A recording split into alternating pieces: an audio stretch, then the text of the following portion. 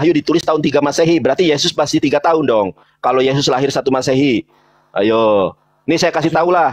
Masuk Pak, 300 maksudnya tahun 300. Udah Bapak udah mabok ini gak jelas. Nih saya kasih tahu Pak ya. Kitab Wahyu ditulis oleh Yohanes di Pulau Patmos ketika masa usia rentaknya. Makanya sebagian Kristen menolak Kitab Wahyu karena ditulis oleh seorang tua renta di Pulau Patmos pada tahun 95 Masehi.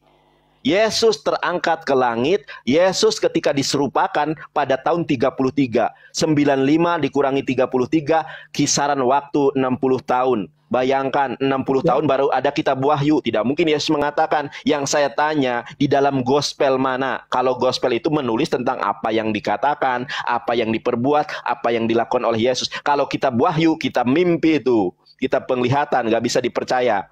Nah, makanya Pak, makanya satu-satunya itu yang makanya Pak, satu-satunya Pak, Bapak, satu-satunya kitab di dalam Alkitab Bapak yang mengatakan ada perang di sorga, Kitab Wahyu. Satu-satunya kitab yang menerangkan Tuhan bermata 7, bertanduk 7, itu adalah Kitab Wahyu. Yang mengatakan Tuhan kawin, Wahyu. Yang mengatakan Tuhan bertato di pahanya, Kitab Wahyu. Makanya sebagian denominasi Kristen menolak Kitab Wahyu sebagai kitab apokrif.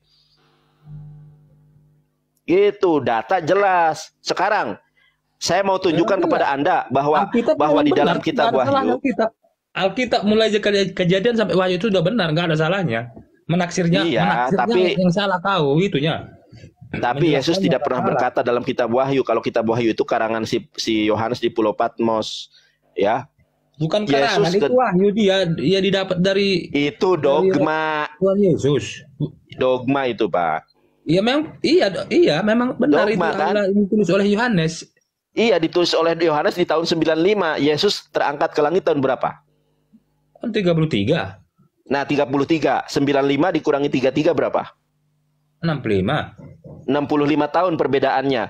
Ya, setelah Yesus naik ke setelah Yesus naik ke sorga menurut umat Kristen, maka orang Kristen 65 tahun itu nggak kenal dengan Kitab Wahyu, Pak. Nggak kenal dengan Kitab Wahyu. Nggak kenal dengan Alfa dan Omega. Pertanyaan saya, ya, di saat Yesus berusia 1 sampai 33 tahun, ini ya, di saat Yesus berusia 1 sampai 33 tahun, di mana Yesus mengatakan bahwa dirinya adalah firman yang hidup, di mana Yesus mengatakan bahwa dirinya adalah Elohim, ya, Haolam, Tuhan semesta alam, di mana? Melek Haolam, tuh Raja semesta alam. Kalau Anda merujuk kepada Kitab Wahyu, aku dari atas, kamu dari bawah katanya. Apalagi? Itu kan jelas. Oke, apakah yang dari atas itu hanya Yesus, Pak? Ya iya, hanya dia lah. Karena dia dari surga. Sebentar, kita lihat nih ayatnya ya. Itu ayat berapa? Kamu di atas dari aku di bawah. Kamu dari apa? Aku dari atas, kamu dari bawah, itu ayat berapa? Dari mana? Bapak ini ngarang ah. Kok ngarang? Memang ada kok. Kok ngarang gimana sih? Oke, sebentar ya. Saya kan katakan tadi, kalau masalah kepintaran, Nandar itu lebih pintar dari saya. Cuman persoalannya adalah Nandar itu menjelaskan dan menjabarkan firman Tuhan itu sesuka enak udelmu saja, tidak sesuai dengan hikmat dari Tuhan. Kamu nggak minta pertolongan dari Tuhan supaya apa pengertian firman Tuhan itu persoalannya, saudaraku. Oke Pak, kita lihat nih Pak ya. Itu Yohanes 17 ayat ke-14. Ya, Yesus bukan dari dunia ini kan? Betul nggak? Yesus bukan dari dunia ini, betul nggak? Saya dari dunia, Bapak dari dunia, Yesus dari dunia atau bukan? Enggak, dia dari atas, dari Roh Kudus, dari sorga. Baik, kita lihat nih Pak. Nih, yang dari sorga itu Pak, bukan hanya Yesus nih. Aku telah memberikan firman-Mu kepada mereka, dan dunia membenci mereka, karena mereka bukan dari dunia, sama seperti aku bukan dari dunia. Ternyata yang dari sorga itu bukan hanya Yesus Pak, murid-murid Yesus juga dari sorga. Apakah murid-murid Yesus itu juga Tuhan Pak? Ayo, Murid-murid Yesus dari dunia lah. Murid-murid Yesus itu kan hasil perkawinan antara ayah dan ibunya. Makanya ada Sekarang mereka. saya Kalau tanya, Bapak percaya dengan Yohanes 17 ayat ke-14 atau tidak?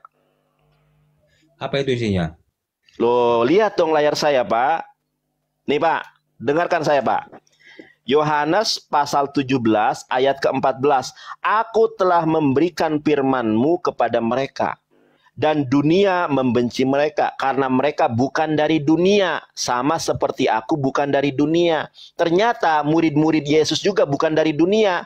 Pertanyaan saya, kalau Bapak menuhankan Yesus hanya karena Yesus bukan dari dunia, yang bukan dari dunia ini juga bukan hanya Yesus. Para nabi, Iya. para murid Iya, Yesus juga maksudnya itu. dari sorga. Maksudnya itu dari sorga ajarannya.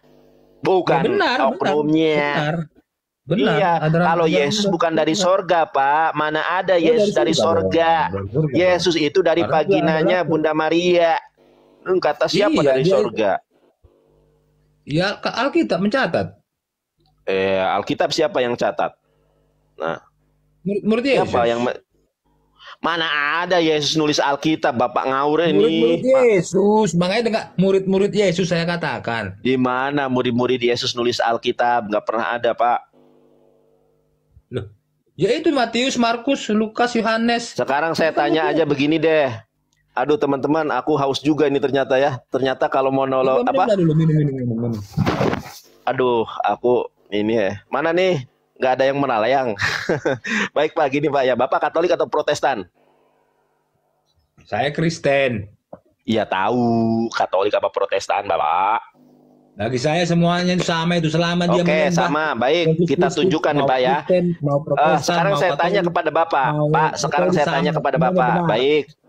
Baik Bapak, saya tanya kepada Bapak sekarang. Yang nulis keempat gospel siapa Pak? Gospel Matius, Markus, Lukas, dan Yohanes itu yang nulis siapa Pak? Yang nulis Matius. Matius. Markus? Iya Markus. Kata siapa Bapak? Kata Bapak gereja atau kata data? Oh, kata siapa? Itu kan tertulis di Alkitab. Kata siapa saya tanya? Kata siapa? Gimana sih? Baik. Nih saya kasih bukti data aja deh Bapak ini.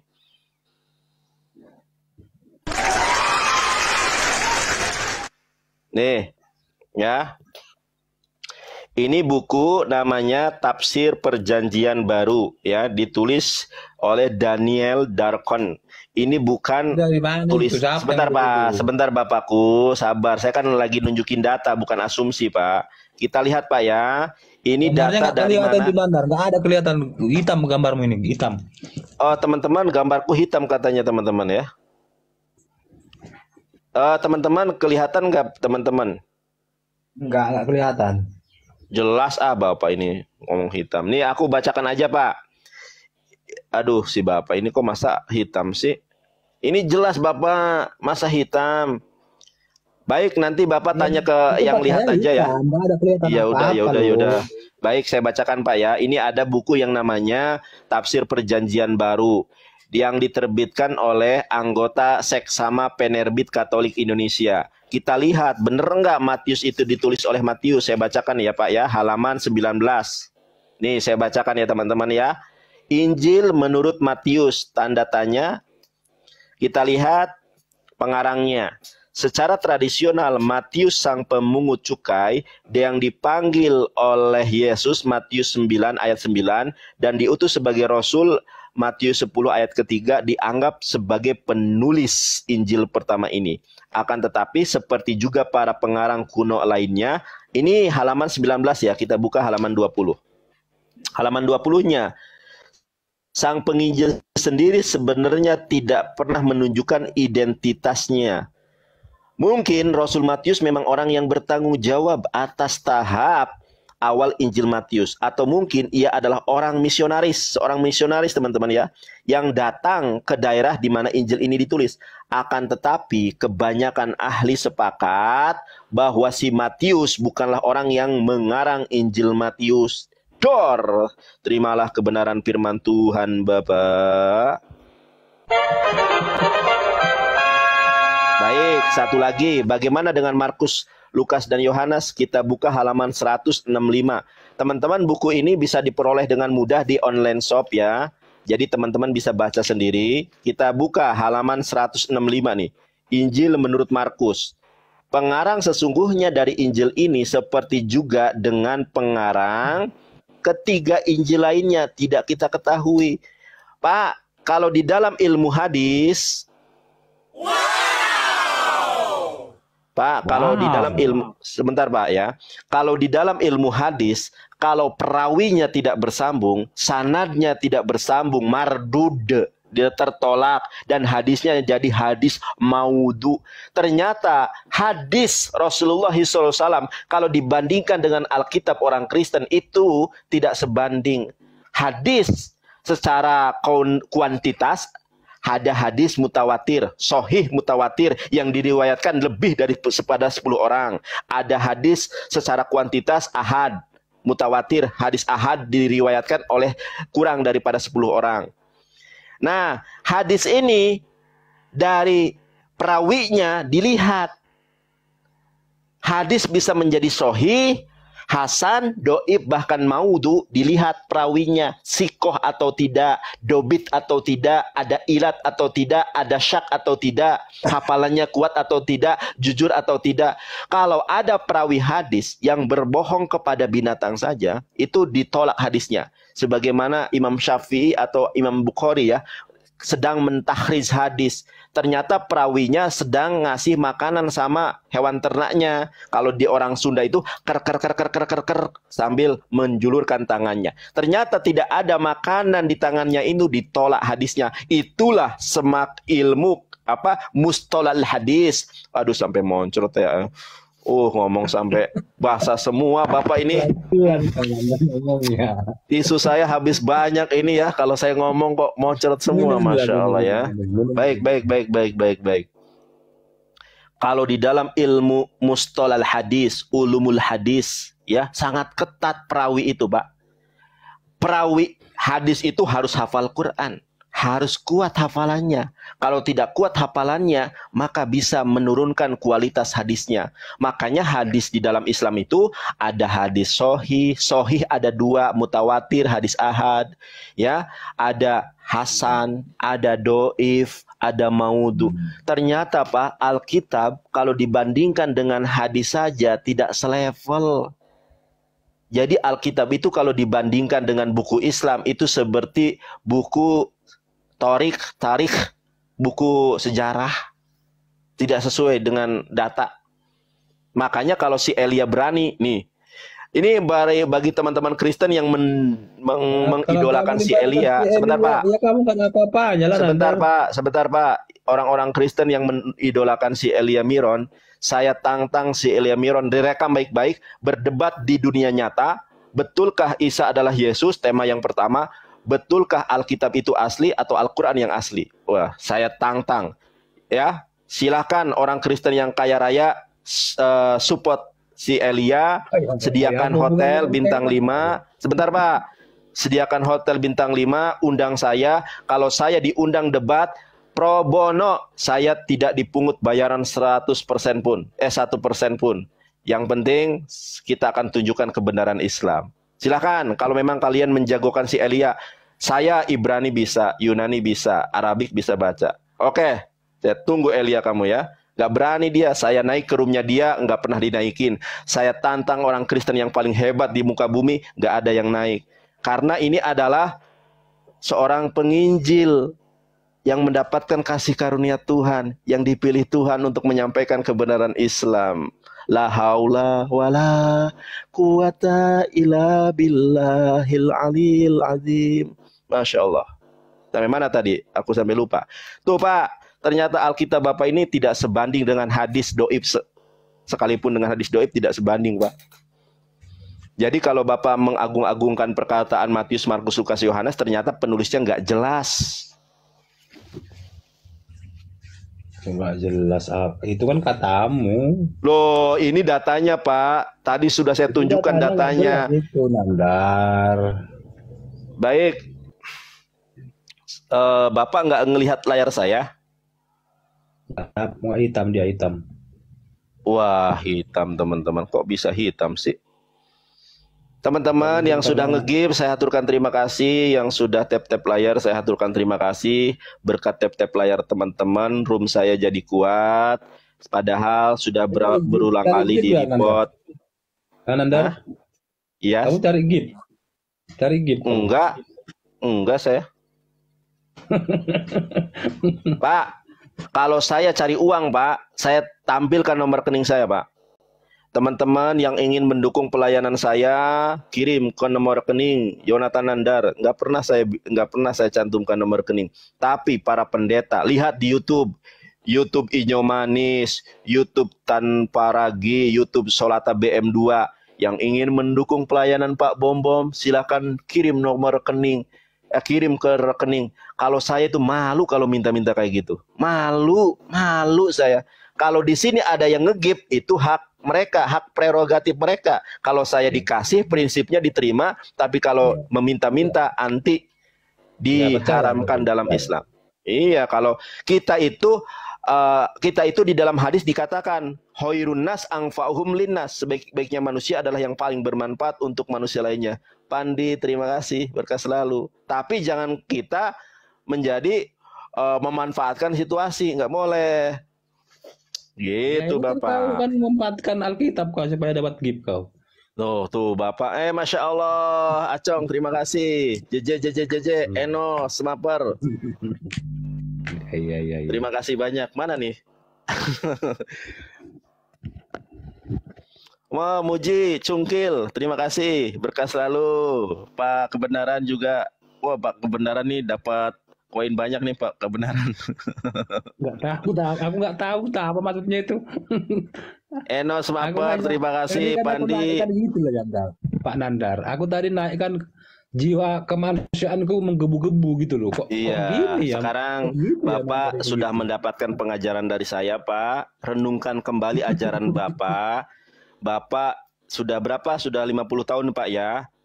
Kita tidak tahu hidup kita berapa lama lagi. Benar, di dunia tuh kan saya tahu, Pak, Bapak usianya 50 tahun padahal saya nggak pernah nanya. Nah, Pak 49 loh Nandar. Iya, satu tahun lagi kan 50. Udahlah, Pak. Kalau saya 25 tahun, Bapak. Saya kelahiran 95. Baik.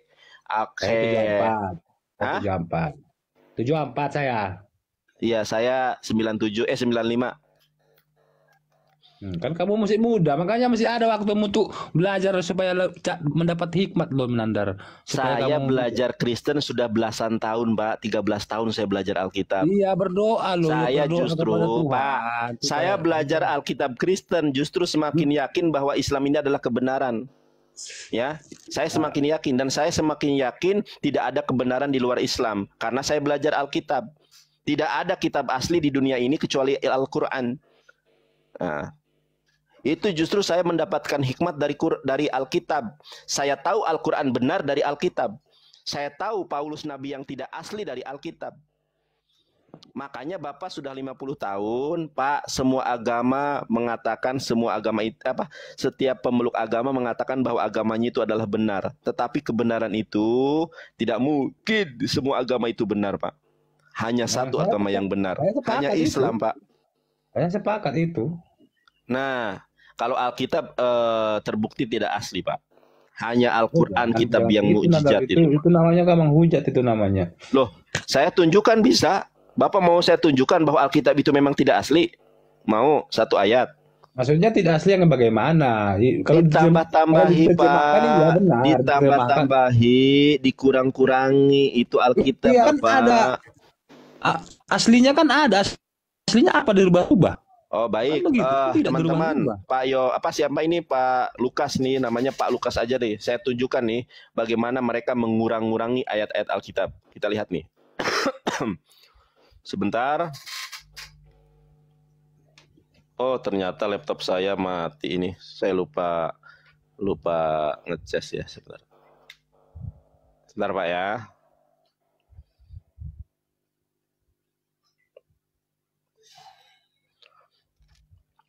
Nanti saya tunjukkan bahwa Alkitab Bapak dalam bahasa aslinya juga palsu, Pak. Ini bukan menghujat, Pak, Tapi ya. kau comot-comot, kau ambilnya ayat Alkitab dari situ untuk membenarkan imanmu.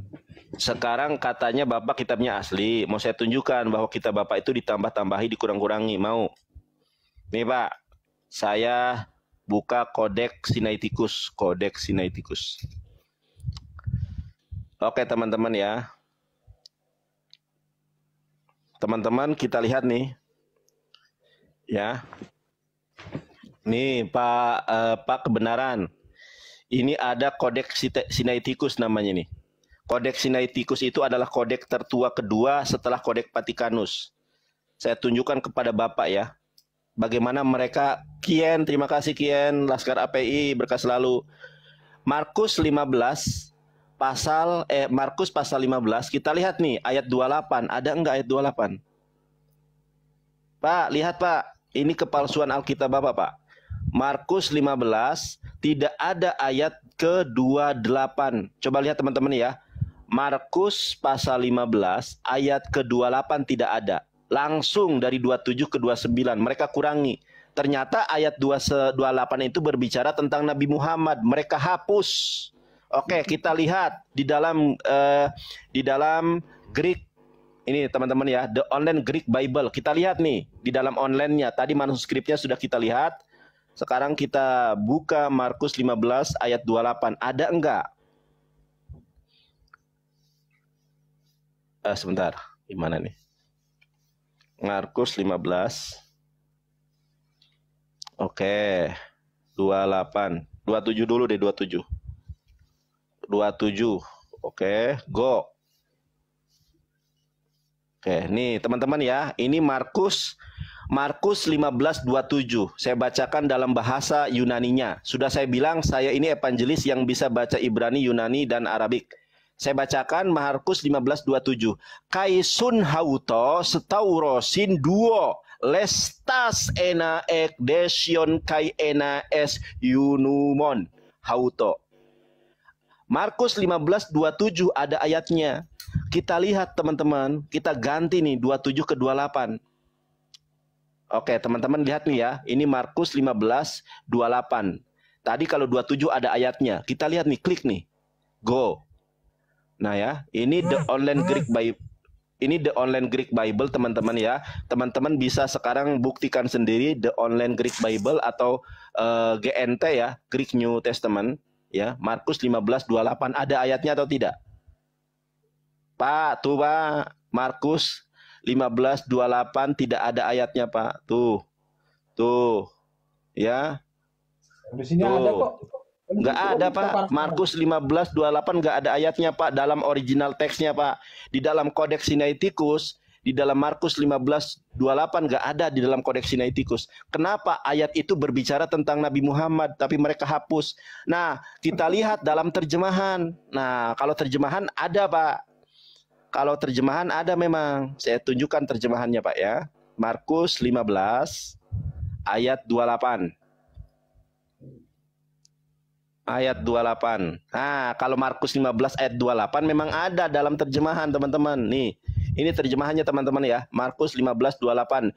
Demikianlah genaplah nas Alkitab yang berbunyi. Padahal Markus 15:28 ini berbicara tentang Nabi Muhammad. Tetapi mereka hapus teman-teman. Mereka hilangkan.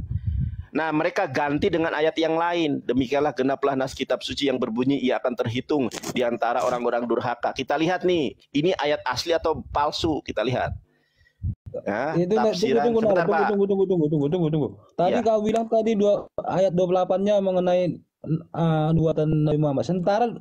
Sementara ayat 27-nya aja dikatakan bersama dengan dia disalibkan dua orang penyamun, seorang di sebelah kanannya dan seorang di sebelah kirinya. Kalau tiba-tiba ayat 28-nya tentang Muhammad, nggak nyambung. Nyambung Pak, kata Yesus sebelum dia itu tuh Nabi apa sebentar Pak, saya jelaskan ya. Sebelum itu Yesus mengatakan bahwa menceritakan tentang iya baik sebentar ya. Di antara dua orang Baik penyamun. Bapak, saya jelaskan Pak ya. Baik saya jelaskan. Cap. Baik Pak, kita buktikan ayatnya saja ya Pak ya. Kita buktikan Pak ya. Kita buktikan saja. Teman-teman Bapak yang Kristen di sini sudah baca. Ya, kita teman-teman lihat nih ya.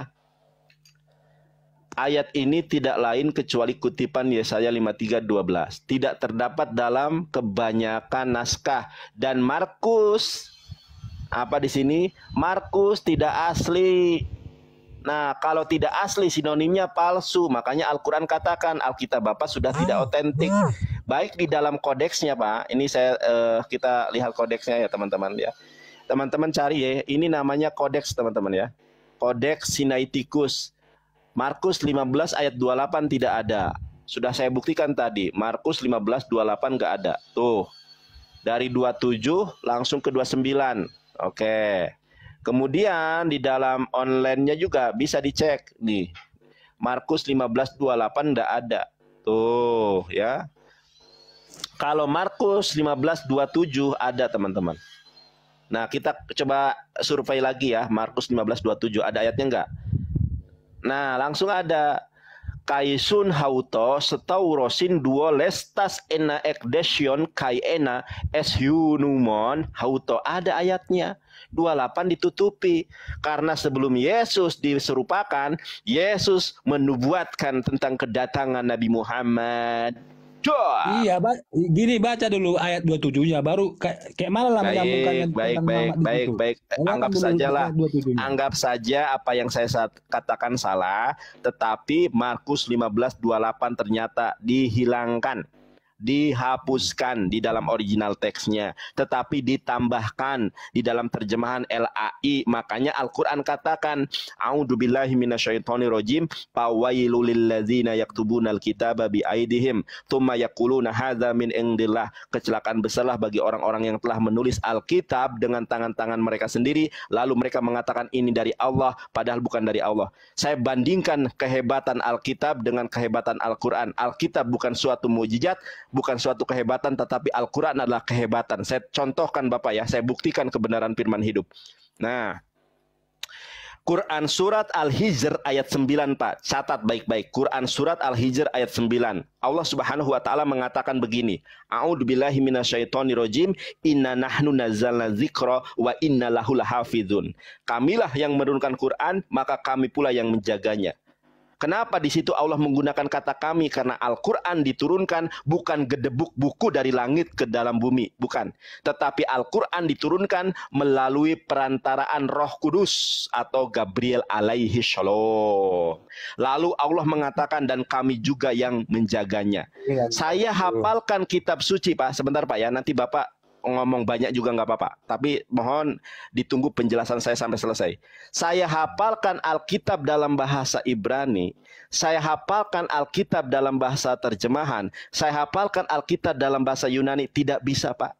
Bukan sombong, bukan adigung adiguna. Saya hafalkan surat An-Naba 15 menit saya mampu. Dulu sebelum saya berdebat lintas agama, saya hafal Quran 3 juz, 28, 29, 30.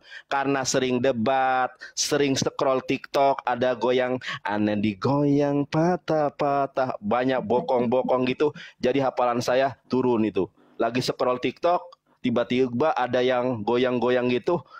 Itu turun hafalan saya, langsung turun ya. Makanya teman-teman mohon maaf ya, aku gak follow cewek-cewek, karena kalau follow cewek-cewek itu kadang-kadang goyang-goyang gitu kan, itu menghapus hafalan kita. Baik, kita skip aja ke situ. Allah Subhanahu wa taala menjaga Al-Quran dengan human software. Pak, saya hafalkan Alkitab Bapak, saya tidak pernah bisa menghafalnya. Kalau hafalkan Quran, surat An-Naba saja 15 menit saya hafal dengan hafal dengan tajam. Tapi saya hafalkan Alkitab hanya 1 ayat yang bisa saya hafal. Hanya 2 ayat, Pak. Itu pun tentang kejantanan saya. Ayatnya Kidung Agung pasal ke-7. Betapa cantik, betapa jelita engkau hai tercinta, di atas segala yang disenangi. Sosok tubuhmu seumpama pohon kurma, dan buah dadamu adalah gugusannya. Kataku, aku ingin memanjat pohon kurma itu dan memegang gugusannya. Ayat ini saya hafal karena ayat ini sesuai dengan kejantanan saya. Tapi ayat-ayat yang lain tidak ada, Pak. Beda dengan Quran. Al-Quran adalah firman Allah yang terjaga dengan human software. Bapak pernah lihat Hafiz Silik di Hafiz cilik di RCTI, anak 3 tahun hafal Quran. Di dalam Alkitab, saya boro-boro hafal kitab. Ayat Alkitab yang bisa saya hafal tentang ini, tentang dada. Karena saya laki-laki sejati. Saya laki-laki kuat gitu kan. Karena saya penjantan tangguh. Karena saya pencinta wanita. Aku memang pencinta wanita, tapi bukan buaya. Aku pencinta wanita. Itu ayat yang aku hafal, Pak. Tapi Al-Quran, Pak, Allah sudah menjaga Al-Quran dengan human software. Bapak, seandainya di muka bumi setiap kitab suci milik agama manapun hilang, baik soft file-nya, baik kodeksnya, baik manuskripnya, baik mushafnya, baik bukunya, maka semua agama di muka bumi tidak ada yang memiliki kitab suci lagi, Pak. Kenapa? Karena tidak ada satu kitab suci di muka bumi yang terjaga kecuali Al-Quran. Umat Islam akan memiliki kitab suci lagi. Dengan begitu cepat 3 hari sudah memiliki kitab suci lagi. Kenapa? Karena Al-Quran terjaga bukan dengan manuskrip. Al-Quran terjaga dengan human software.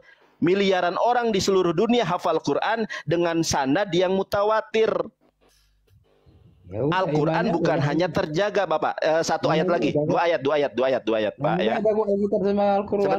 Sebentar, Pak.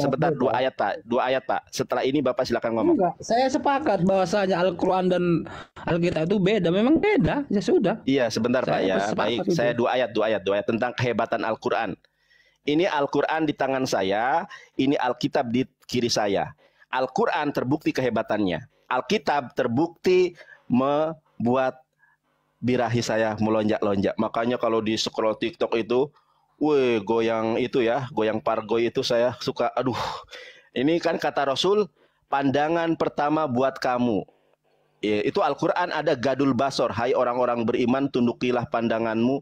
Karena di TikTok ini kita kadang nggak sengaja, bokongnya itu ya Allah, seksi gitu ya. Kadang, waduh, ini di scroll gak nih? Tapi kan kata Rasul, pandangan pertama buat kamu, pandangan seterusnya dari setan. Kadang kita manusia, Pak. Bentar, Pak. Kadang kita ini manusia biasa, Pak. Kadang gitu ya. Kita ya udah scroll lah gitu ya. Baik. Pak. Quran surat Al-Baqarah ayat 24-25. Saya nggak munafik, Pak. Daripada orang itu sok alim, tapi kalau saya memang suka, maksudnya suka apa? Suka wanita gitu ya. Tapi saya sudah punya istri, tapi saya setia sama istri. Baik. Quran surat. Boleh menikah 3 kali, 4 kali, menikah lagi kenapa? Minta permisi. Saya nggak bahas itu. Saya nggak bahas itu, Pak ya. Saya nggak bahas itu ya. Kan kamu mengatakan kamu Gak. Saya nggak bahas itu dulu, sebentar. Nanti ke lain-lain, nanti kemana-mana. Quran surat Al-Baqarah ayat 24. Allah Subhanahu wa taala berfirman, A'udzubillahi minasyaitonirrajim, wa in kuntum fi raibin mimma nazzalna ala abdina fa'tu bi suratin mislihi wad'u syuhada'akum min dunillahi in kuntum shodiqin. Apa kata Allah? Seandainya kalian orang Kristen, orang Hindu, Buddha, Konghucu, semua manusia di muka bumi ya tidak percaya dengan Al-Qur'an, maka buatlah seperti Quran. Walaupun 1 surat. Surat terpendek dalam Al-Quran itu adalah 3 ayat. Ya. Apa Allah katakan? Fa'ilam taf'alu walang taf'alu fatakun narallati wa kuduhan nasu wal hijarah u'idat lil kafirin. Pasti kalian tidak akan mampu membuat Al-Quran. Walaupun 3 ayat saja. Kenapa? Al-Quran adalah mukjizat. Anda buka Quran surat Al-Isra, Quran surat ke-17 ayat ke-88. Seandainya manusia saling bahu-membahu dengan Lucifer, dengan Beelzebul, untuk membuat 3 ayat saja seperti Quran, maka tidak akan mampu. Itulah hebatnya Quran, Pak. Kalau Alkitab ditambah-tambahi, dikurang-kurangi. Kalau Al-Quran, jangankan ditambah 1 ayat, ditambah 1 huruf saja ketahuan. Nah, makanya saya begitu yakin dengan Quran. Allah menantang loh seluruh manusia di muka bumi untuk membuat 3 ayat seperti Quran. Tidak ada ayatnya. Tapi kalau ada tantangan, buatlah Alkitab 1 ayat saja, maka saya bisa membuat ayatnya. Orang tadi ayat Kidung Agung pasal 7 saja saya hafal, betapa cantik. Betapa jelita engkau, hai tercinta, di atas segala yang disenangi. Sosok tubuhmu seumpama pohon kurma, buah dadamu adalah gugusannya. Kataku, aku ingin memanjat pohon kurma itu dan memegang gugusannya. Enak. Enak, Pak. Lapar banyak kalau gitu. Iya, maksudnya beda. Kalau Al-Quran Ya memang beda kok, memang kalau beda. Al-Quran berisi petunjuk dan hidayah, kalau Alkitab Kidung Agung berisi belum Yehezkiel. Wahai birahi, jakarku seperti jakar kuda. Itu ayat Alkitab, Pak. Ayo kita memuaskan birahi sampai pagi. Itu ayat Alkitab, Pak. Memuaskan birahi sampai pagi. Benar. Iya, memang beda. Al-Quran petunjuk, Alkitab inspirasi saya di dalam melakukan seksualitas. Itu Alkitab. Gimana, mau bertobat nggak, Pak? Saya sudah bertobat, saya ikut Yesus kok. Dia kebenaran. Ya sudah, Pak. Bapak mengatakan Yesus kebenaran? Enggak, Bapak mengatakan Yesus kebenaran dari mana, Pak? Ya dari karya-karya dan perbuatannya.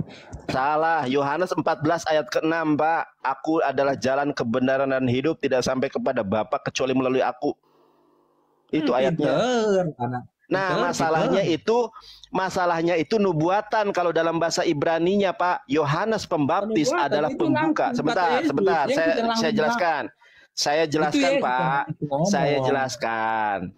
Yohanes 14 ayat ke-6, Yesus itu pembuka jalan bagi Nabi Muhammad. Kalau Yohanes Pembaptis adalah pembuka jalan bagi Yesus, maka Yesus adalah pembuka jalan bagi Sang Al-Amin. Saya bacakan dalam bahasa Ibraninya. Saya hafal itu, Yohanes 14 ayat ke-6.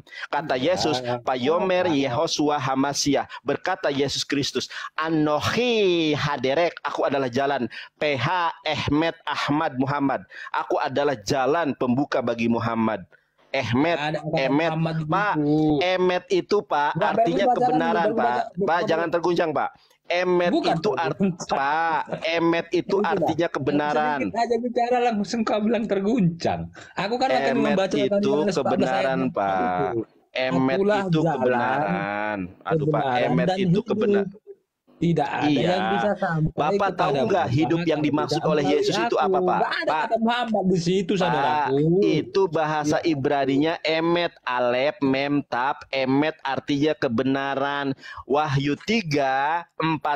Siapa sang kebenaran itu? Dia adalah Al-Amin. Tidak pernah ada manusia yang digelari Al-Amin di muka bumi kecuali Nabi Muhammad.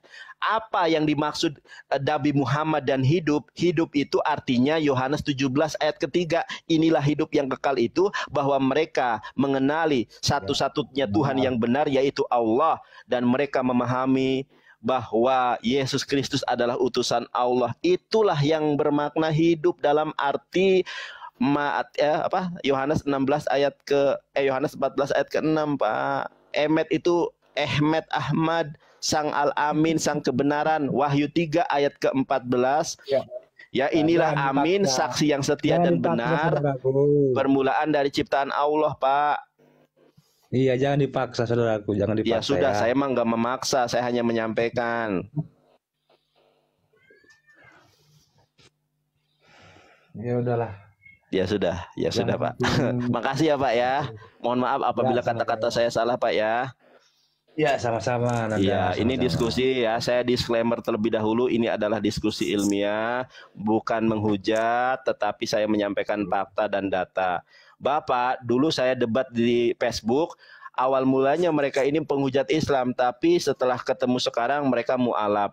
Mungkin hari ini Bapak berdebat dengan saya 2 hari, 3 hari, 1 tahun, 2 tahun, 3 tahun, atau 5 tahun ke depan, mungkin Bapak suatu saat menjadi saudara saya. Saya doakan Bapak, boleh kiranya Bapak suatu saat dijamah Tuhan, dilawat Tuhan, dipilih dan dipulihkan menjadi pribadi yang terlahir baru, manusia baru di dalam kebenaran agama Islam dan kebenaran iman dan Islam. Terima kasih ya, Pak ya. Terima kasih. Baik, makasih Pak ya. 10:30. Teman-teman, aku ini nanti habis Jumatan mau OTW Kuningan ya. Kuningan, Jawa Barat. Mohon doanya supaya perjalananku dilancarkan. Kuningan, Jawa Barat, naik motor.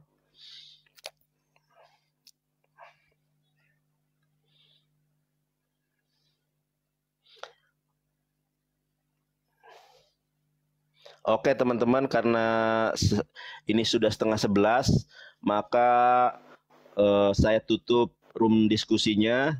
Teman-teman yang masih mau melihat debat silakan ke room yang lain. Ini roomnya sudah bebas, ya. Roomnya sudah bebas. Saya sudah menutup, meng-close diskusi lintas agama karena waktunya sudah tidak cukup. Karena sini sudah setengah 11, bentar lagi sholat Jumat. Ya teman-teman ya, sebentar lagi sholat Jumat, saya tutup diskusinya. Jam 1, sebentar nih, jam 1 berangkat, nyampe Kuningan jam 4. Wah, lama juga ya. Apa aku berangkat sekarang aja ya, Jumatan di jalan ya. Jam 1 berangkat, jam 1, jam 2, jam 3, jam 4, jam 5. Oh.